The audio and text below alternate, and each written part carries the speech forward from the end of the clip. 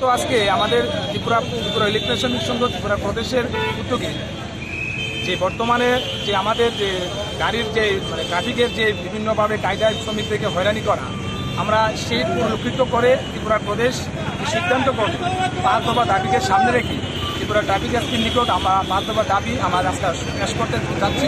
এবং এই দাবির ভিতরে যে উল্লেখিত যে দাবি, আমাদের যাত্রী উঠানামার ক্ষেত্রে বটতলা মডেস্টের রাধানগরের প্রতিটি পয়েন্টে নির্দিষ্ট সময় দিতে হবে এবং ট্রাফিক কর্তৃক ইলেকট্রনিক নিষ্ক্রিয় হয়রানিমূলক ছবি তোলার মাধ্যমে জরিমানা আওতা আনা বদ্ধ করতে হবে। মূলত যে বিষয়, যতদিন পর্যন্ত পরিবহন দপ্তর কর্তৃক ফিটনেসের জরিমানা মুকুব না হচ্ছে ততদিন পর্যন্ত ইলেকট্রনিক গাড়িকে জরিমানা করা যাবে এবং প্রতিটি পয়েন্টে ট্রাফিক কর্তৃক লকারের মাধ্যমে গরিব শ্রমিকদের দীর্ঘক্ষণ আটকে রাখার কথা অবিলম্বন প্রত্যাহার দাবি আমরা রাখছি।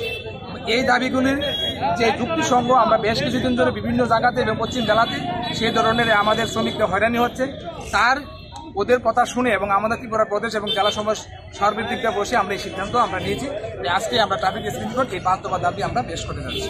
যদি তারপরেও কোনো ধরনের উত্তর না আসে ট্রাফিক দপ্তর থেকে, তাহলে কি ধরনের আন্দোলন হবে? আমরা যদিও আমরা আজকে দাবি পেশ করব, তারপরে যদি আমাদের কোনো আশানুরূপ ফল না আসে, এই ধরনের কার্যকলাপ যদি বর্জন না হয় এবং কোথাও যদি আইনের ক্যাটেরিয়া থাকে আমরা অবশ্যই মানব। তার ক্ষেত্রে কতগুলো আইন যেমন থাকে, আইনের শ্রমিকদের জন্য সেই আইন লাগু করা হয়, তো তার জন্য আমরা সেই দাবিগুলি ট্রাফিক এসপির নিকট আমরা অনুপ্রয়ণ করব। তারপরেও যদি এগুলি এসপি সংশোধন না হয়, তাহলে আমরা আগামী দিন ত্রিপুরা প্রদেশ এবং জেলা সার্বিক নেতৃত্ব, আমাদের সর্বভারতীয় নেতৃত্ব সবার সাথে আলোচনা করে আমরা আগামী দিন স্টেপ আমরা নেব। পরিচয়টা? আমার নাম খোকন ঘোষ, আমি ত্রিপুরা ইলেকট্রনিক শ্রমিক সংঘের রাজ্য কমিটির